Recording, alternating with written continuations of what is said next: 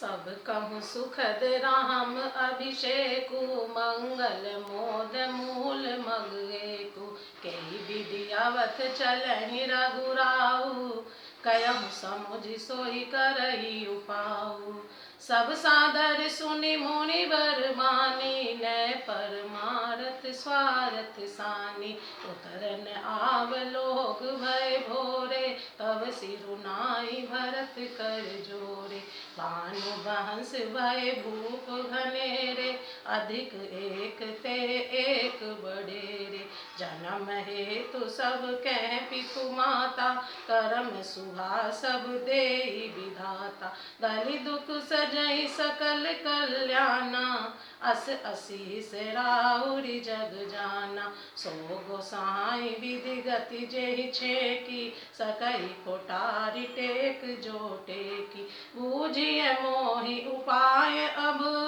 सो सब मोर अभाग सुनि सनेह मैं बचन गुरु और अमुगा अनुराग। श्री राम जी का राज्याभिषेक सबके लिए सुखदायक है। मंगल और आनंद का मूल यही एक मार्ग है।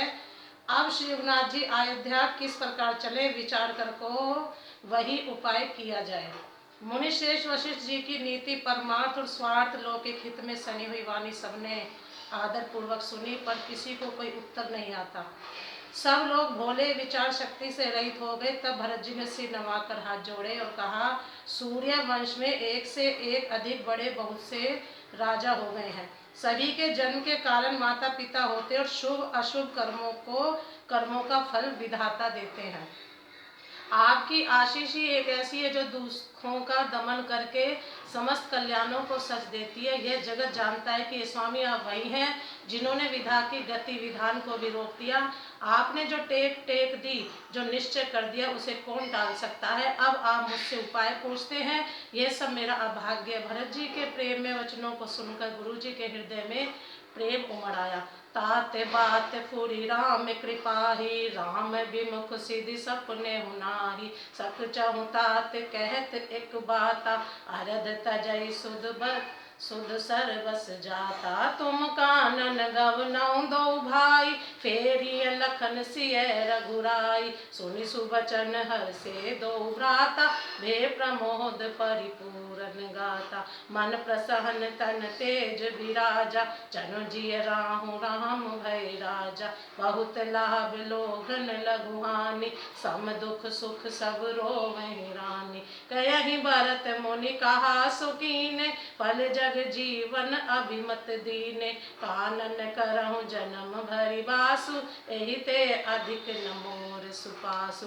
अंतर जामी राम सिय, तुम सर्वज्ञ सुजान। जो फुर कयहु तो नाथ निज, कीजिए वचन प्रमाण। वे बोले, हे तात बात सत्य है, पर राम जी की कृपा से ही।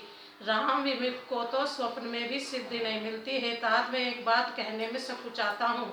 बुद्धिमान लोग सर्वस्व जाता देखकर आधे की रक्षा के लिए आधा छोड़ दिया करते हैं। अतः तुम दोनों भाई भरत शत्रुघ्न वन को जाओ और लक्ष्मण सीता और श्री रामचंद्र जी को लौटा दिया जाए। ये सुंदर वचन सुनकर दोनों भाई हर्षित हो गए। उनके सारे अंग परमानंद से परिपूर्ण हो गए। उनके मन प्रसन्न हो गए, शरीर में तेज सुशोभित हो गया, मानो राजा दशरथ जी उठे हों और श्री रामचंद्र जी राजा हो गए हों। अन्य लोगों को तो इसमें लाभ अधिक और हानि कम प्रतीत हुई, परंतु रानियों का दुख सुख समान ही थे। राम लक्ष्मण वन में रहे या भरत शत्रुघ्न, दो पुत्रों का वियोग तो रहेगा ही। यह समझकर वे सब रोने लगी। भरत जी कहने लगे, मुनि ने जो कहा वह करने से जगत भर के जीवों को उनकी इच्छित वस्तु देने का फल होगा। 14 वर्ष की कोई अवधि नहीं, मैं जन्म भर वन में वास करूंगा। मेरे लिए इससे बढ़कर और कोई सुख नहीं है। श्री रामचंद्र जी और सीता जी हृदय की जानने वाले हैं और आप सर्वज्ञ तथा सुजान हैं। यदि आप यह सत्य कह रहे हैं तो हे नाथ, अपने वचनों को प्रमाण कीजिए, उनके अनुसार व्यवस्था कीजिए। प्रेम से बोलो, जय श्री राम।